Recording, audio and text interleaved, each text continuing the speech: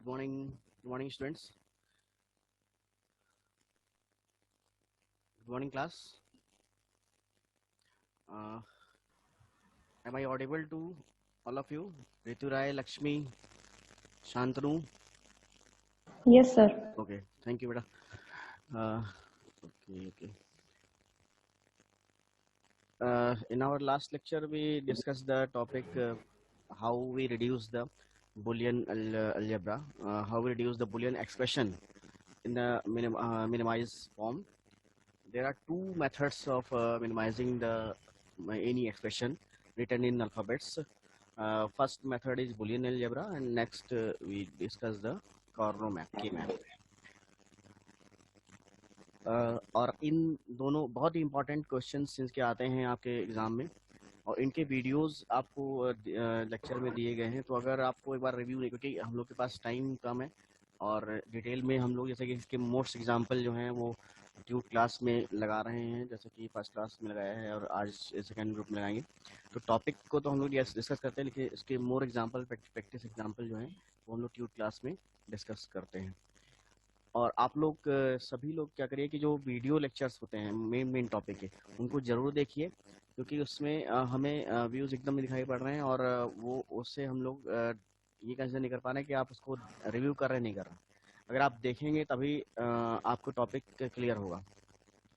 तो सभी लोग उसको देखिए, और उससे आपका रिवीजन भी हो जाता है। जैसे अभी के मैप के बारे में पूरा लेक्चर जो बताया गया था, और उसके बुलियन अलजेब्रा के बारे में उसको पूरा देखा करिए, क्योंकि एग्जांपल के साथ पूरा आपको एक्सप्लेन किया जाता है। जैसे आज मैं एक बहुत इंपॉर्टेंट टॉपिक आपके साथ डिस्कस करने जा रहा हूँ कि अभी उसके बारे में पता लगा कैसे क्या होता है, और उसको बहुत यूज़ किया जाता है। तो उसी तरह से आप उसको जब रिव्यू देखते हैं वीडियो लेक्चर, क्योंकि बुक्स में और अदर्स में जो है वो चीज़ क्लियर नहीं होती। कई टॉपिक्स ऐसे हैं जो आपके बुक्स में अवेलेबल ही नहीं है, तो इसलिए उसको ध्यान से देखिए। और सभी लोग उसके, मैं चाहता हूँ कि सभी जो भी व्यूज़ में जब मैं देखूँ उसको, तो 60 स्टूडेंट हैं तो एटलीस्ट 60 व्यूज़ उसके आने मतलब दिखने चाहिए, कि मतलब सभी ने उसको देखा है। यहाँ पे ऐसा कुछ नहीं कि आप उसको उसके लिए मतलब यूट्यूब के लिए, तो ये है कि आप उसको व्यूज़ करिए, देखिए उस पूरे लेक्चर को कैसे दिया गया। और इससे प्रीवियस जो लेक्चर मैंने पहले भी आपको बताया कि टॉपिक्स पहले भी डिस्कस हो चुके हैं, पुराने लेक्चर्स हैं, उनको देख सकते हैं, तो उससे आपको आइडिया मिलेगा। ठीक है, तो आपकी तरफ से कोई जब तक लोग आ रहे हैं क्वेश्चन, कोई चीज़ डिस्कस करनी है, किसी कुछ पूछना है, कोई डाउट? ओके, तो आज हम लोग एक टॉपिक डिस्कस करने जा रहे हैं, और टॉपिक क्या है उससे पहले मैं आपको एक चीज़ बताता हूँ। एक टॉपिक से रिलेटेड कंटेंट है आपका, जैसे कि आपको ये स्क्रीन शो हो रही है। आज के टॉपिक से रिलेटेड कंटेंट, सपोज करिए एक कुछ दिनों पहले, मतलब कि मान लिया कि मैंने या किसी ने एक मैसेज भेजा। इस एनालॉजी को समझिएगा, इसी से रिलेटेड हम लोग का टॉपिक है कि जैसे जो मैसेज हम लोग देते हैं जनरली मोबाइल से देते हैं, लेकिन मैं मोबाइल को नहीं ले रहा हूँ। सपोज करिए पहले के समय में आप हैं और आपको लेटर देना है किसी को, तो आप अपने फ्रेंड को लेटर सेंड करना चाहते हैं।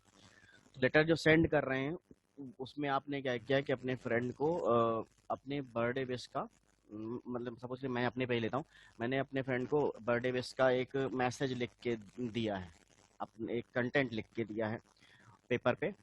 और उसमें लिखा जैसे कि I want to share the message my birthday wish for the invitation of a birthday party to my friend, और इस तरह से मैंने लिख के भेजा। अब हुआ क्या कि जब बर्थडे विश भेजा गया तो लेटर में भेजा मैंने, लेकिन उसमें एक प्रॉब्लम मान लिया, सपोज करिए जनरेट हो गई। कैसी प्रॉब्लम जनरेट हो गई? लेटर है, कोई भी उसको ओपन कर सकता है, मैंने क्लोज करके दिया था, लेकिन बाई चांस एक्सीडेंटली किसी ने लेटर उसको ओपन कर लिया, सपोज करिए। तो लेटर ओपन कर लिया तो उसमें उसने किया क्या, उससे मेरे नहीं बनती थी, तो उसने क्या किया कि उस लेटर में चेंज कर दिया। एक चीज़ यहाँ पे और ऐड करना चाहता हूँ कि क्योंकि एक कंप्यूटर स्टूडेंट एक इस लेटर को दे रहा है, तो उसने क्या किया कि इस मैसेज को सपोज करिए एक कोड दे दिया, बाइनरी कोड दे दिया, जो आप लोग पढ़ रहे हैं बाइनरी कोड। तो बाइनरी कोड सपोज करिए ये दिया हुआ, ठीक है। इसका मीनिंग, अभी इसका मतलब उसे मत जाइए क्या कन्वर्ट करेंगे क्या नहीं करेंगे। मान लिया उसने हमने कोड दिया था 1010110। इस कोड का मतलब है कि birthday invitation for my friend. अब ये कोड गया, जिसने ये बीच में किसी ने इस लेटर को ओपन किया बहुत ही सीक्रेटली। इसके बाद इसके वो कंप्यूटर जानता था सपोज करिए, उसने इस कोड को चेंज कर दिया, कुछ भी चेंज कर दिया। चेंज करने के बाद उसने ये लिख दिया, बाइनरी में था तो उसने कुछ चेंज कर दिया। लेकिन हुआ क्या कि जैसे ही कोड चेंज हुआ, कोड चेंज होती उसका मीनिंग चेंज हो जाता। कोड चेंज होती ही उसका मीनिंग चेंज हो गया। मीनिंग सपोज करिए ऐसा हो गया, ये हो गया मीनिंग। Excuse me sir. हाँ बोलिए। सर वेटिंग रूम में कुछ लोग। ओके ओके, एक सेकंड, ये दिखा नहीं यार, सॉरी। ठीक है, छोटा सा एक मैं स्टोरी शेयर कर रहा था कि कैसे ये हो रहा है। जो बाद में ज्वाइन हुए, सपोज करिए आज की टॉपिक से रिलेटेड ये एनालॉजी है कि एक लेटर लिखा मैंने, लेटर में मैसेज दिया है अपने फ्रेंड को कि एक मेरे बर्थडे के लिए उसको इनविटेशन दिया है कि उसे आना है, हैप्पी बर्थडे लिख के भेजा, या उसका बर्थडे उसको मैसेज दिया। अब ये लेटर जो है एक्सीडेंटली किसी ने ओपन कर लिया। मैं कंप्यूटर का स्टूडेंट था, मैंने इसको एक इनक्रिप्टेड फॉर्म में, एक मैसेज के फॉर्म में दिया, बाइनरी फॉर्मेट में दे दिया। सपोज करिए कोडिंग है ये, इस कोड में दे दिया। इस कोड का मतलब मैं जानता हूँ, मेरा फ्रेंड जानता है, ये होता है। लेकिन किसी ने बीच में हमारे कोड को इंटरचेंज कर दिया, चेंज कर दिया, ये बना दिया। इसका मीनिंग चेंज हो चुका है, मुझे नहीं पता है, लेकिन मीनिंग चेंज हो गया। मीनिंग क्या हो गया, बदल गया। और इसका मतलब क्या हो गया, सपोज करिए I am angry to you, don't come to my place. मतलब कि इसका मीनिंग ये हो गया कि जहाँ पे मैसेज जा रहा है तो उसको ही पता चल गया कि भाई मैं गुस्सा हूँ, आपको नहीं आना है मेरे प्लेस पे। मैं कहना चाह रहा था अपने कोड से ये चीज, इस चीज का इन्विटेशन, लेकिन कोड चेंज होने की वजह से उसका मीनिंग चेंज हो चुका है। तो मीनिंग चेंज हो गया इसका। ये इस सिंपल एनालॉजी का मतलब क्या है, इसका एनालॉजी मतलब ये है कि जब आप किसी भी तरीके का मैसेज ट्रांसफर करते हैं through out the network, internet पे कोई चीज मैसेज ट्रांसफर करते हैं, तो उस मैसेज की ओरिजिनलिटी को मेंटेन किया जाए। हमारे एनालॉजी के अंदर जो भी मैसेज गया था, एज ए सपोज करिए 10 गया था, उस मैसेज में आपका कोई एरर आ गई है, जो चेंज हुआ है वो एरर है। तो इस एरर को फाइंड करना, और फाइंड करने के बाद उसको रिमूव करके ओरिजिनल वैल्यू को मेंटेन करना। फिर से ओरिजिनल मैसेज, मतलब हमारा जो फ्रेंड था वो हमारे ओरिजिनल मैसेज को दोबारा से समझ जाए।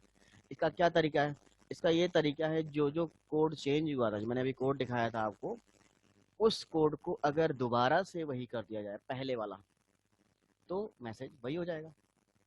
तो यहाँ पे इस जो सिनेरियो से मैं ये बताना चाह रहा हूँ कि कोई भी मैसेज अगर सोर्स से, मैं मान लिया सोर्स हूँ और मेरा फ्रेंड डेस्टिनेशन है, तो सोर्स से डेस्टिनेशन में भेजा जाता है, तो उस मैसेज में ये हो सकता है कि नॉइस की वजह से या किसी एक्स्ट्रा इंट्रूडर की वजह से मैसेज में चेंज हो सकता है, और ओरिजिनल मैसेज आपका रिसीवर तक नहीं पहुंच सकता है। तो इस प्रॉब्लम को दूर करने के लिए, ये एक रियल टाइम प्रॉब्लम है, मैसेज को थ्रू आउट द नेटवर्क भेजते हैं तो उसमें नॉइस आता है, उसमें करप्शन आता है, जिससे रिसीवर उस ओरिजिनल मैसेज को नहीं ले पाता है, और ओरिजिनल मैसेज ना लेने की वजह से प्रॉब्लम आती है। तो इस जब हम the process of finding the error in the given message is called error detection. Error find करना किसी मैसेज के अंदर एरर डिटेक्शन कहलाता है।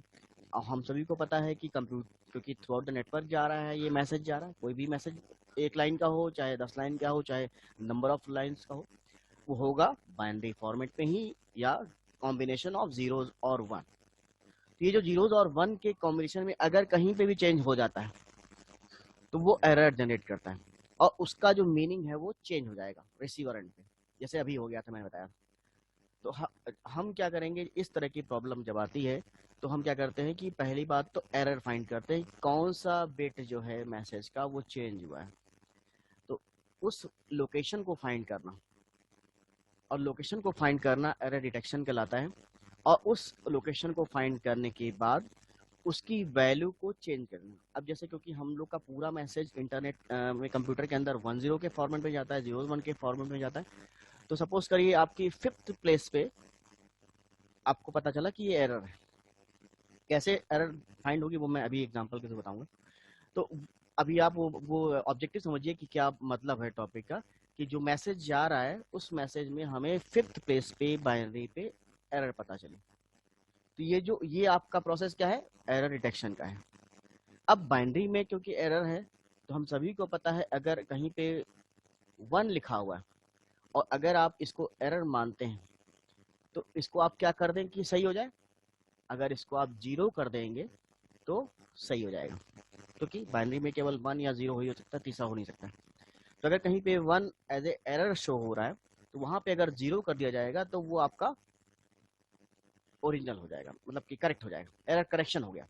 ऐसे ही सेकंड केस क्या हो सकता है, अगर कहीं पे आपको 0 मिल रहा है और उसको आप मान लिया 7th पोजीशन पे 0 मिल रहा है, तो मतलब आपने एरर डिटेक्ट कर ली है, और उस पोजीशन के को अगर आप इंटरचेंज कर दें, 0 को 1 कर देंगे तो एरर करेक्ट कर दिया। तो अगर आपका through out the message binary format में जाता है और इस बाइनरी फॉर्मेट में अगर कोई भी एरर पर्टिकुलर प्लेस पे आती है तो हम उस एरर प्लेस को फाइंड करते हैं, जिसको एरर डिटेक्शन कहते हैं।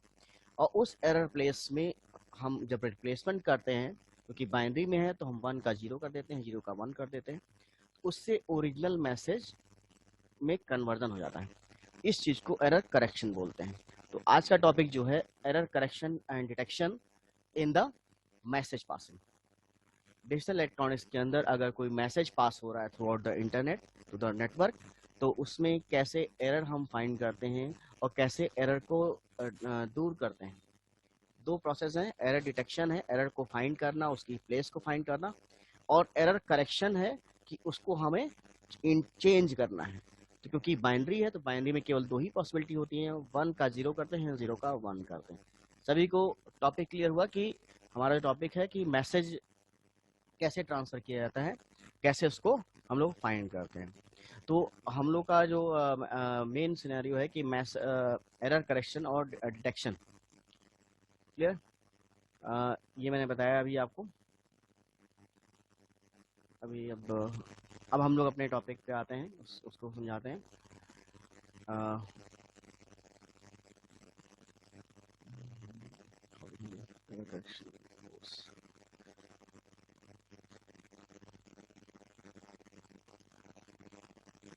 ठीक है, तो हम लोग का टॉपिक है error correction and detection, error detection and correction को। जैसे अभी हम लोग के एग्जाम्पल में हमने आपको बताया, जिसने जो एग्जाम्पल मैंने दिया था अभी, सिंपल सा एग्जाम्पल, कि सपोज करिए ये वाला मैसेज मैं भेज रहा था और इस मैसेज में कहीं पे किसी वजह से ये जिसने इंटरमीडिएट फॉर्म में जाके मेरा चेंज किया है वो आपका एरर आ गई, तो ये मैसेज चेंज हो गया। तो आपको देखा होगा कि आपने कहीं पे इस प्लेस पे आपको 1 0 लिखा था, यहाँ पे 0 लिखा था तो यहाँ 1 हो गया, मतलब कि इंटरचेंज हो गया, तो जिससे मीनिंग चेंज हो गई। तो अगर हम किसी भी तरीके से उसकी प्लेस को फाइंड कर लेंगे तो उसको अगर ओरिजिनल फिर से बना देंगे यहाँ पे, जैसे इसको अगर दोबारा से आप किसी भी तरीके से ये बना पाए तो मतलब कि आपका जो मैसेज है वो करेक्ट हो गया है।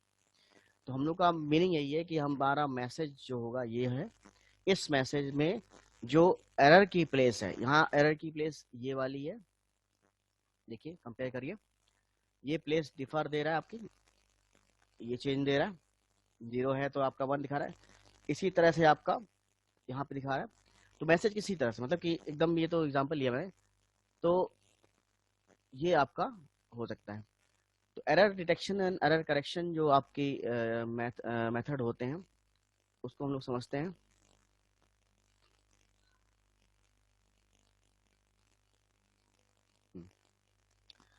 अब error detection and correction topic सभी को क्लियर है कि through out the internet network पे जब डिजिटल इलेक्ट्रॉनिक्स या कि कोई भी मैसेज हम लोग पास करते हैं, हम लोग जो यूजर हैं वो अल्फाबेट्स के फॉर्मेट में मैसेज पास करते हैं।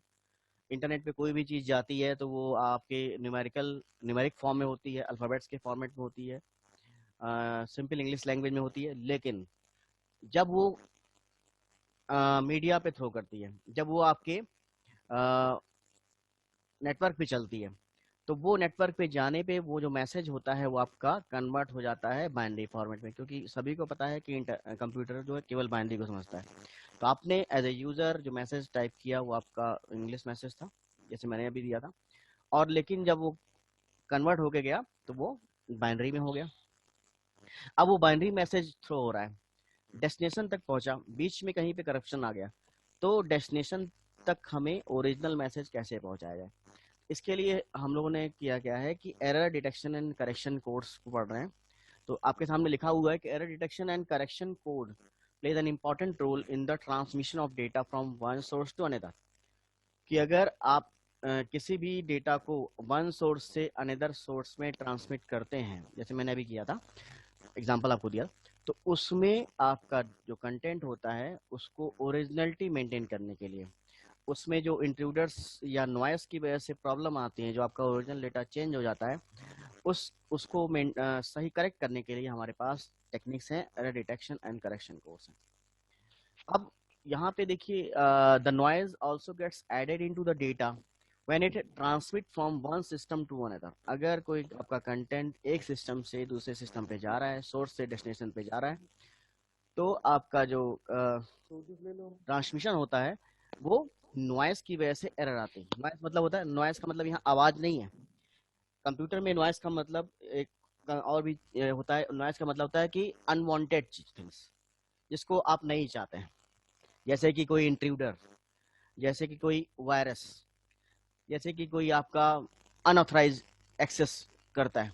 जैसे सपोज करिए, इसका रियल एग्जांपल है कि जब आप अपना पिन कोड, जब अपना अकाउंट डिटेल पास करते हैं आप, तो वो सारी इनक्रिप्टेड फॉर्म में जाती है। और अगर वो कोई भी आपका जो पर्सन है, अनऑथराइज यूजर है, अगर आपके पासवर्ड को फैच कर लेता है, आपके अकाउंट को फैच कर लेता है, तो आपके बैंक अकाउंट से डिटेल को चेंज कर सकता है, बैलेंस को चेंज कर सकता है। तो इस तरह से हमें नॉइज मिलते हैं। तो नॉइज का मतलब है the things which are not authorized and unwanted. तो ये जो नॉइज होते हैं वो क्या करते हैं, एक्स्ट्रा कंटेंट ऐड करते हैं, मैसेज को चेंज करते हैं। जैसे जैसे अभी ये किया था किसी ने, तो वो मैसेज को चेंज कर देता है। जब मैसेज चेंज हो जाता है तो जो जो सेंडर रिसीवर को भेजना चाह रहा है वो ओरिजिनल मैसेज नहीं पहुंच पाता है, और ये एरर एरर को जनरेट करता है। बाइनरी डेटा में सिस्टम में एरर आती है, और ये एरर कैसी होगी, जो आपका ग्रुप ऑफ स्ट्रीम 01 की जा रही है, वहां पे ओरिजिनल मैसेज में या तो 0 का 1 हुआ है या तो 1 का 0 हुआ है। दो ही चीज हो सकती है, 0 के 1 कर दो, 1 को 0 कर दो, ओरिजिनल मैसेज चेंज हो जाएगा। तो ये सिनेरियो है। अब अगर एरर को दूर करना है तो आप नॉइस को, पहला तरीका है नॉइस को खत्म कर दीजिए। ऐसा नहीं पॉसिबल है, क्योंकि आपको ये नहीं पता है कि अनऑथराइज एक्सेस कितना हो रहा है, हमारे पास यूजर्स कितने हैं जो आपके ऑथराइज हैं। मतलब इस पे आपका कंट्रोल नहीं है कि ओरिजिनल डेटा हमारा सिक्योर वे में जाए, या हो सकता है अगर करप्शन हो गया है तो उसको डिटेक्ट करिए, उसको चेंज करिए, ओरिजिनलिटी को दोबारा से बनाइए। ये आप कर सकते हो, लेकिन आप नॉइस को खत्म नहीं कर सकते हैं रियल टाइम में। तो इससे यही चीज है कि it is impossible to avoid the interference of noise, but it is possible to get back the original data. लेकिन ओरिजिनल डेटा को दोबारा से लाना पॉसिबल है। इस पर्पस के लिए कि आपका ओरिजिनल डेटा दोबारा से मिल जाए, अगर एरर आ गई है तो वो दूर कर दी जाए, एरर की प्लेस को फाइंड किया जाए, और प्लेस को फाइंड करने के बाद उसको रिमूव किया जाए। रिमूव कैसे करेंगे, एरर को फाइंड करने के बाद उसको अगर हम पता है कि यहाँ पे मान लिया कि 8th प्लेस पे एरर आई है, तो उस प्लेस पे अगर 0 लिखा है तो मतलब ओरिजिनल में क्या था, 1 था। अगर वहां पे 1 लिखा हुआ है तो मतलब ओरिजिनल में 0 था।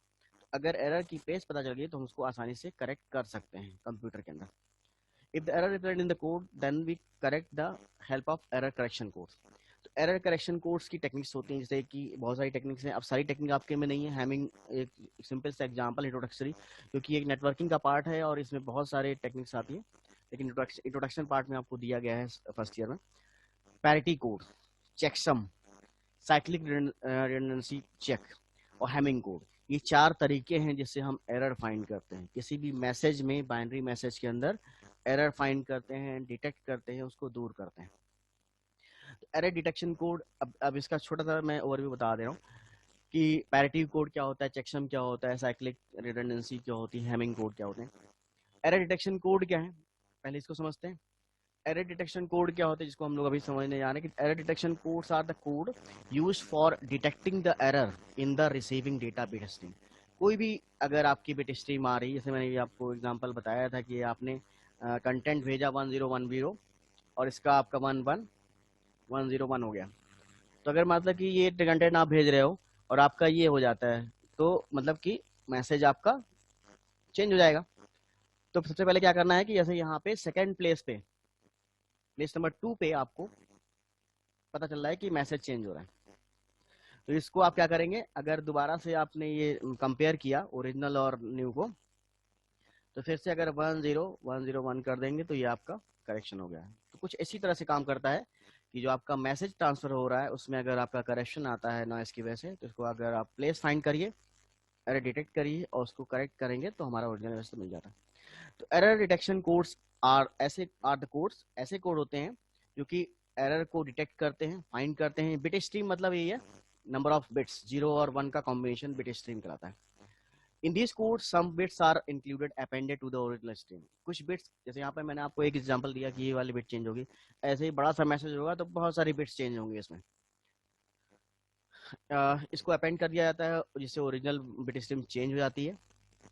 एरर डिटेक्टिंग कोड्स जो होते हैं वो मैसेज को सेंड करने से पहले चेक करते हैं, स्टोर कर लेते हैं, नॉइस को फाइंड करते हैं, और the encoding scheme is performing in such A way, encoder decoder, encode मतलब इनक्रिप्ट करना और डिकोड मतलब दोबारा से ओरिजिनल फॉर्म में लाना।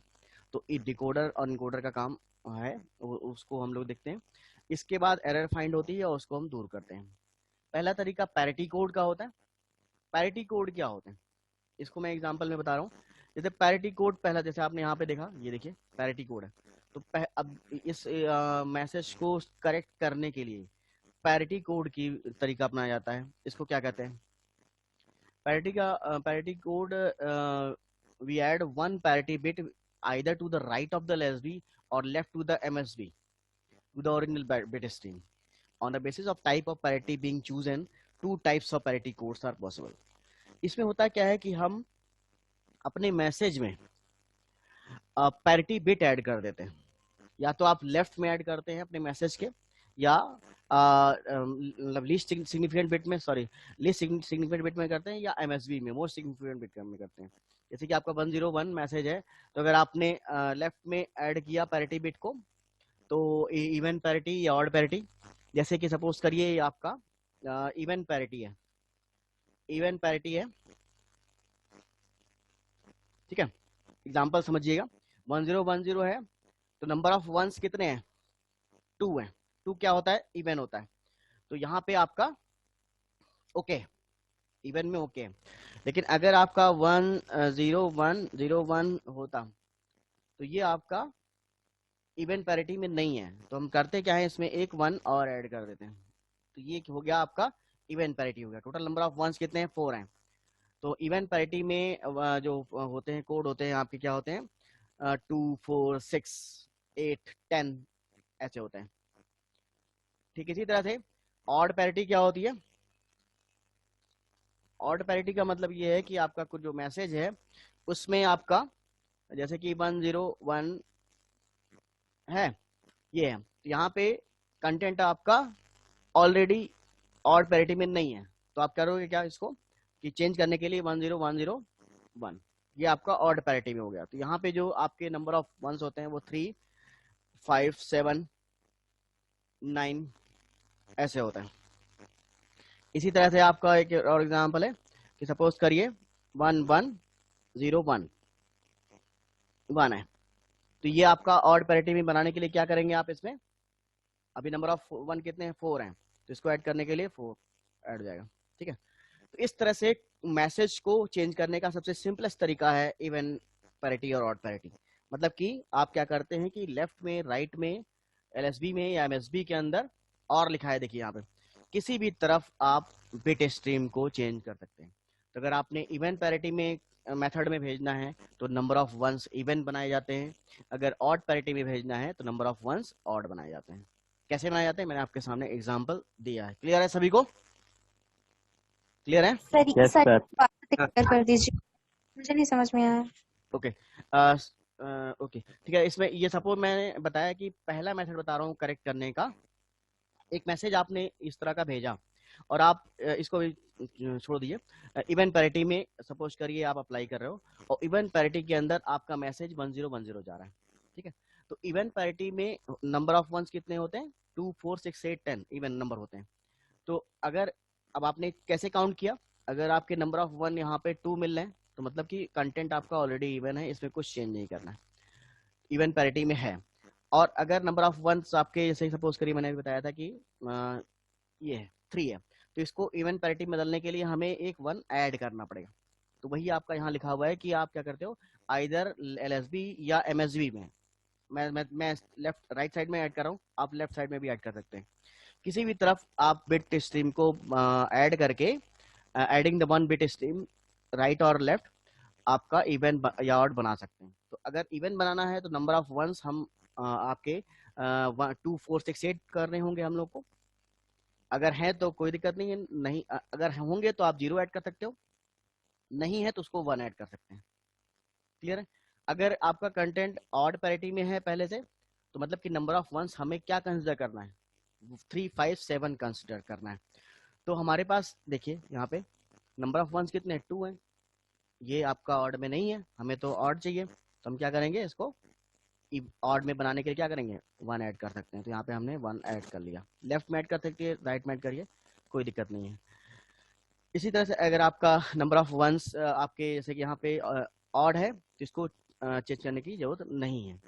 तो ये मैसेज इवन पैरिटी कोड का हम लोग इस तरह से डिटेक्शन करते हैं। ये समझने के लिए ये इसके क्वेश्चन नहीं लगभग आते हैं, ये केवल मेथड समझने के लिए आपको है। इसके बाद जो क्वेश्चन आता है मैं अभी बता दूंगा आपको एग्जांपल में, हेमिंग कोड का आता है। अब फीचर्स दिए हुए क्यों हम लोग एरर डिटेक्शन करते हैं। There are following features of error detection code. These codes are used when we use the message backward error correction technique or reliable data transmission. Meaning ये है कि कब कोई इतना बड़ा जो लिखा हुआ है इसका मीनिंग ये है कि these codes are used when we use message backward error data correction technique for reliable data transmission. A feedback message is sent by the receiver to inform the sender whether the message is received without any error or not at the receiver side. If the message contain error, the sender retransmit the message. इसका meaning यह है कि error correction जब method होता है तो जो sender है और रिसीवर है, सेंडर ने मैसेज भेजा है और रिसीवर को अगर ओरिजिनल मैसेज मिल जाता है, उसमें किसी भी तरीके का करेक्शन मतलब एरर नहीं फाइंड होती है, तो वो एक्नॉलेज करता है, फीडबैक मैसेज भैया एक्नॉलेजमेंट, तो रिसीवर कहता है सेंडर को कि उसको मैसेज मिल चुका है। और अगर मैसेज किसी रीजन की वजह से नहीं मिल पाता है तो उसको रीट्रांसमिट करना पड़ता है, करेक्ट करके दोबारा से भेजना पड़ता है। करेक्ट कैसे करेगा, ऊपर टेक्निक जो आपने देखी है, हेमिंग कोड है और अभी पैरिटी बिट का देखा। तो एरर करेक्शन डिटेक्शन का मेन मेथड यही है, फीचर ये है कि वो इंश्योर करता है कि मैसेज आपका प्रॉपरली रिसीवर तक पहुंच गया है। अगर रिसीवर तक पहुंच गया है तो उसको एक्नॉलेज करता है कि the message is properly received in the original form, sender को बताता है। और अगर नहीं मिल पाया है तो वो बताता है कि एरर आ चुकी है, इसको दोबारा से ट्रांसमिट करो, दोबारा से पैकेट ट्रांसमिट करो। तो ये 2 तरीके हैं आपके मतलब कि एरर डिटेक्शन का यूज है। इसका नेक्स्ट है, in error detection code in fixed size block of bits the message is contain in this the redundant bits are added for correcting and detecting code. इसका मीनिंग ये है कि अगर आपको करेक्ट करने, जैसे भी आपने ये बिट स्ट्रीम देख रहे थे, तो एरर कोड को चेंज करने के लिए हम कई सारी टेक्निक अपना सकते हैं। बिट स्ट्रीम को ऐड कर सकते हैं लेफ्ट राइट के अंदर, इवन पैरिटी और ऑड पैरिटी लगा के सही कर सकते हैं। मतलब किसी भी तरीके से आप एरर को दूर करके ओरिजिनल मैसेज पहुंचाना, ये मेन टारगेट है। तो इसके लिए हम लोग रिडंडेंट बिट को, जो रिपीट, रिडंडेंट मतलब होता है बार बार आने वाली चीजें, उसको हम वहां पे ऐड कर सकते हैं और डिटेक्ट कर सकते हैं, एरर को करेक्ट कर सकते हैं। इसके बाद है this codes involve checking for of the error no matter how many error bits are they and type of error.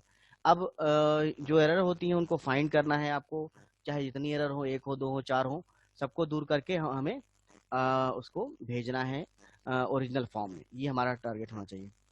Parity checksum और सीआरसी एरर डिटेक्शन टेक्निक, अब ये सब टेक्निक यूज करते हैं। पैरिटी बिट को यूज कर सकते हैं, चेकसम को यूज कर सकते हैं, सीआरसी साइक्लिक रिडंडेंसी कोड कहते हैं, ऊपर अभी आपका लिखा था। इसको मतलब ये सारी टेक्निक हम लोग यूज करके, हैमिंग कोड होता है, ये 4-5 टेक्निक होती हैं जिससे हम लोग एरर डिटेक्शन करते हैं, करेक्शन करते हैं, एरर डिटेक्ट करते हैं। अभी तक हम लोग एरर डिटेक्ट कर रहे हैं, ढूंढ रहे हैं। अब हम लोग क्या कर रहे हैं, एरर को करेक्ट कर रहे हैं।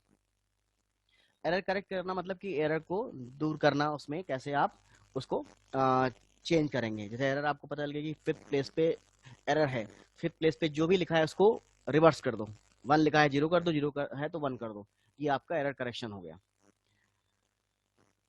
इसके बाद फिर ये आपका कॉन्वेंशनल कोड इसमें दिया हुआ है कि the message consist of data stream of a random length, parity symbols are generated by the sliding application. अब इसमें वही पैरिटी सिंबल्स भेजे जाते हैं, चीजें जाती हैं।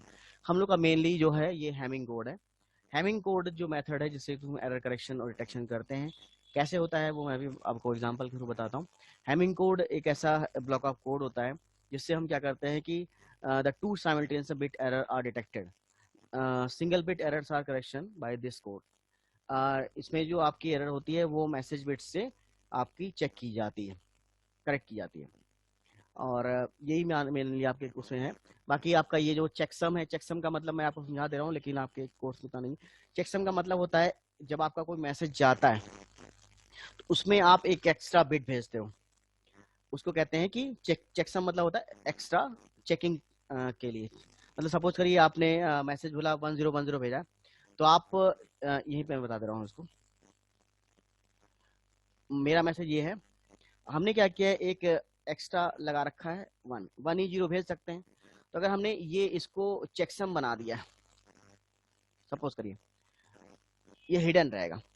अब हमारे रिसीवर के पास जब मैसेज पहुंचेगा तो जैसे ही यहाँ पे किसी ने इसको इंटरचेंज किया है, चेंज किया, तो चेकसम क्या करता है कि आपके सेंडर के पास वो चेक करता है, उसके इसका जो एक तरह से कोड कहते हैं, इनके अपने सेंडर के रिसीवर के पास भी होता है।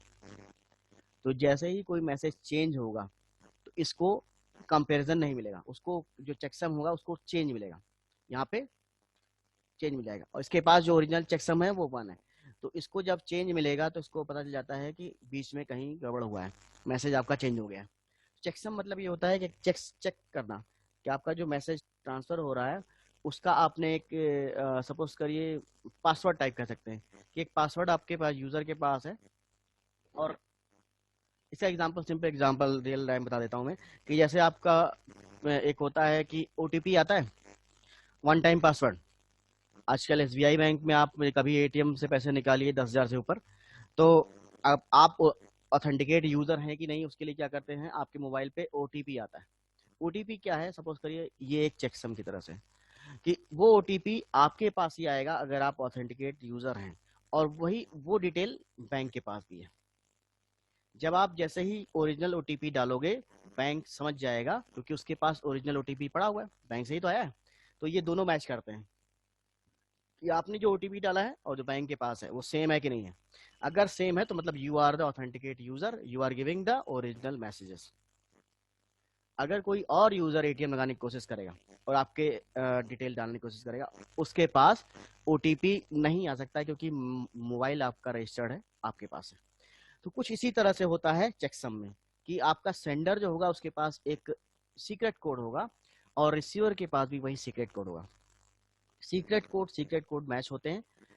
इससे आपका क्या करते हो कि मैसेज की ऑथेंटिसिटी मेंटेन होती है और वो ओरिजिनल मैसेज ट्रांसफर करने में उसको फायदा होता है। तो ये एक तरीका है चेकसम का। पैरिटी बिट कोड का मैंने बताया ही, इवेंट पैरिटी और पैरिटी। साइक्लिक रिडंडेंसी चेक क्या होता है, सीआरसी। साइक्लिक रिडंडेंसी चेक इसलिए होता है कि जैसे कि साइक्लिक का मतलब होता है रिपीटेटिव, बार बार चीजें आना। जैसे कोई चीज रिपीटेटिव चीज जाती है, अगर बार बार एक ही मैसेज आप भेजते हो, तो होता क्या है कि जब मैसेज सेम टाइप का जाता है तो इसमें पॉसिबिलिटी होती है कि जल्दी से ये करप्ट हो जाता है।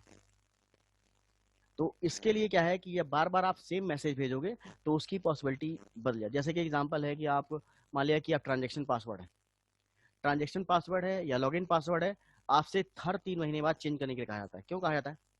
क्योंकि आप बार बार सेम ट्रांजेक्शन पासवर्ड डालेंगे, बार बार लॉगिन करेंगे अपने मोबाइल से, इंटरनेट से, तो आपका जो पासवर्ड है वो कुकीज में स्टोर हो सकता है, उसको कोई भी एक्सेस कर सकता है और आपकी डिटेल को करप्ट कर सकता है।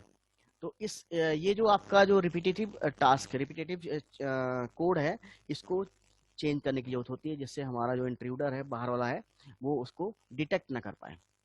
तो जो साइक्लिक कोड होता है उसको हम लोग मिनिमाइज करते हैं, कम करते हैं। तो ये एक तरीका है। तो ये बहुत आगे की चीज है। ये दोनों चीजें, चेकसम और CRC, कॉन्सेप्ट मैंने बता दिया। इंप्लीमेंट कैसे होता है ये आपका नेटवर्किंग या आगे चल के आएगा, अभी आपके लेवल पे नहीं है, अभी आप केवल समझ जाओ। Parity code, Hamming code digital electronics से डायरेक्टली है, तो मैंने पैरिटी कोड का बता दिया।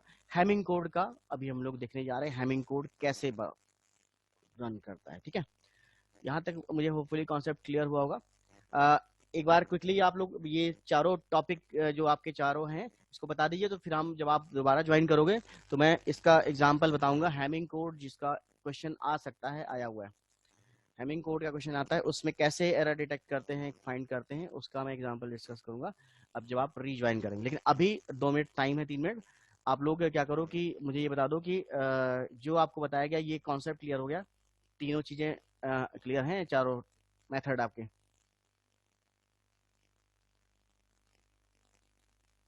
सभी को भाई जो सर हाँ बोलिए। सर जैसे इवन पैरिटी है, हाँ हाँ, एक मिनट में। तो सर मतलब वो ऑड में दिया गया होता है, इवन में बनाना होता है सर?